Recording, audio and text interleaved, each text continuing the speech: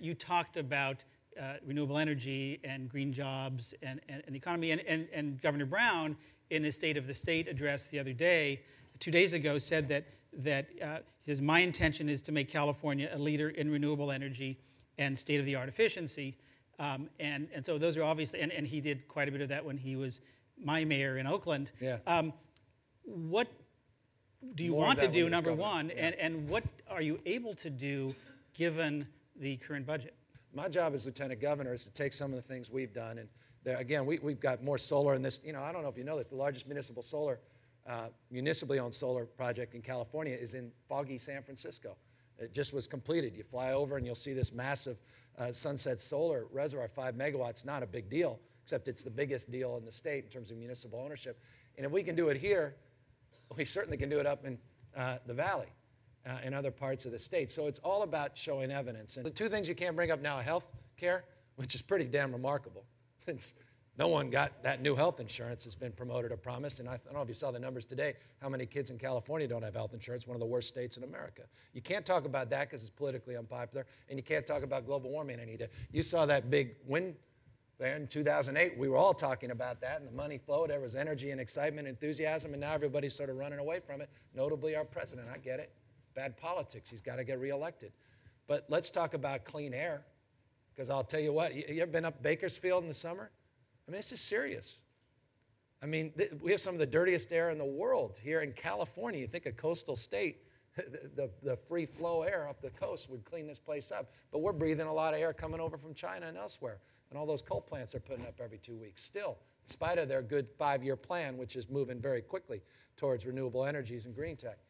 So that's, you know, you got to just find people where they still are, which is concerned about those basic things and connect this issue in a different way than the issue that was connected to the polar bear on the cover of Vanity Fair. And so we got to sort of realign ourselves. But for me, it's an economic issue. It's an economic edge. I mean, we know the VCs here. We know these, and you made the point about all the patents. We know the R&D disproportionate is here. We know California's historic leadership. This is a godsend for us. I mean, where's California going to lead in 10 years? Study. You put $1 billion. I mean, this is just, again, the cold, hard economic benefits of being in this sector. You put $1 billion into coal. You know, people still are buying off on this coal, clean coal, melted coal, whatever coal. You create about 890 jobs. Big deal. It's nice. Big deal. You put $1 billion in a nuclear plant. I know a lot of environmentalists, and even I'm starting to get persuaded a little bit, I have to admit. If we're ever going to get to the 80% below 2050 levels, at this pace, I don't know how the hell we're going to do it.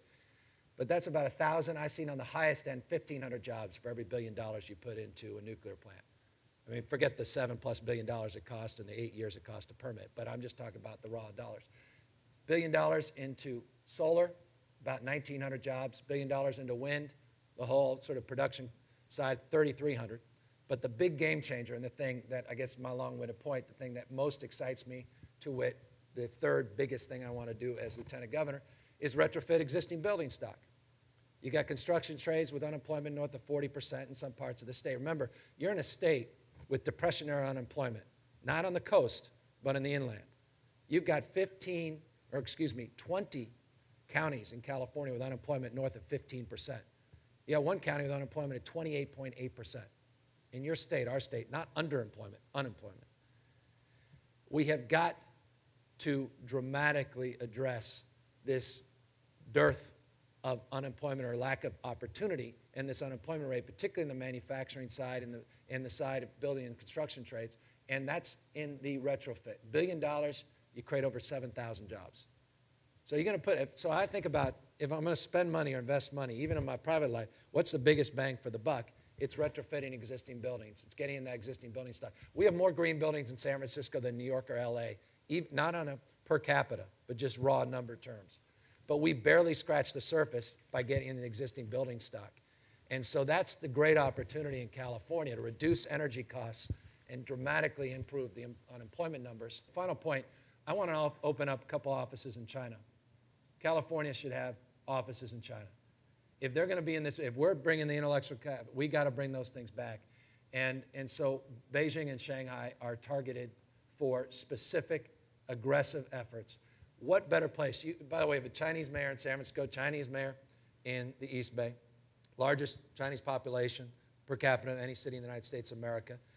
Korean population in Southern California is very large. Filipino population, very broad. China, Asia broadly. That's our godsend and a great opportunity to build partnerships. If we can't compete in the raw context, we can build partnerships and build capacity. That would be my focus.